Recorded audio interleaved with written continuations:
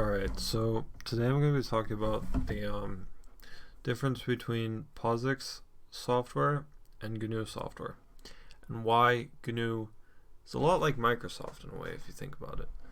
So this might seem like some outrageous claim, but it's, if you think about it.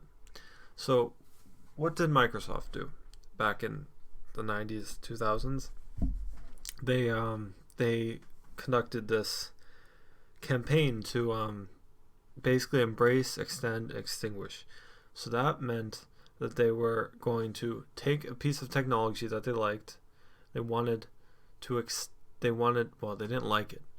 They saw that it was doing well in the market, and they basically wanted to crush it and make it their own or destroy it. So their idea was to make it their own basically. So they would take software like Java.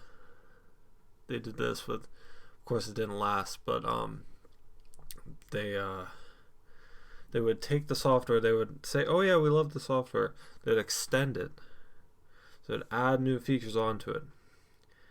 And then afterwards, people would just be using those pieces of software on Windows systems.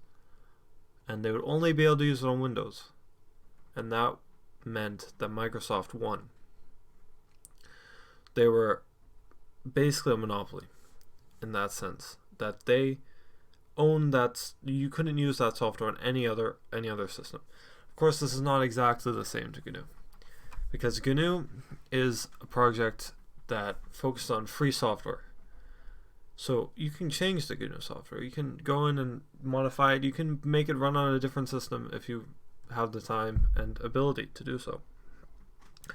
So you can make it run on a BSD system, make this GNU software run on it. But the point is not that. It's that the whole point is what GNU has done. Basically, they have taken these things that we use, like the shell, and they made bash, and this is the GNU Born Again shell. So it's an extension of the Born shell, and it's a good shell.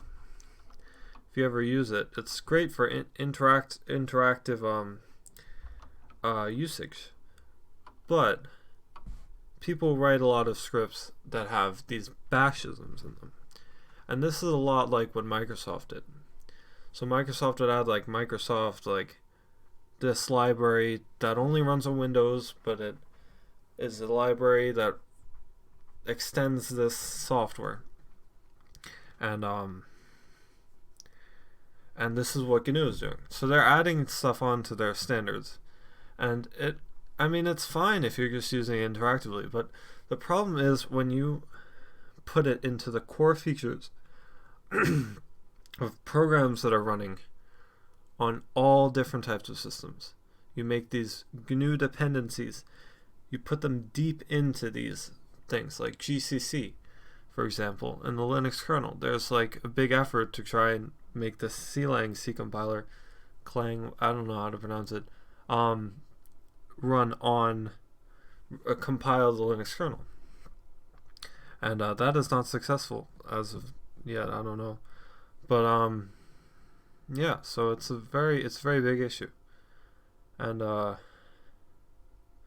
I think the solution to this is not to stop using GNU software. Obviously, GNU has a good mission. They have they're good developers, but they shouldn't control. The standard shouldn't be GNU. The standard should be what runs on these systems already, and that has been built. This piece of software that have been built for different systems and different implementations, they should still be used without these errors because they're not using the GNU version of it. And of course, there are BSD has stuff like this. Yeah, BSD has stuff like this too, and but it's mainly a GNU thing, because if you think about the Linux kernel, the autoconf thing, I mean, they try to make it portable, but it's not always perfect. A lot of things depend on GNU awk, gawk, or whatever, GNU sed, stuff like that. So, anyways, this was just a short, I don't know what it is really. It's not really a rant, because I do like GNU, but a little short commentary on the on a little coincidence, I guess, between GNU and Microsoft. Alright,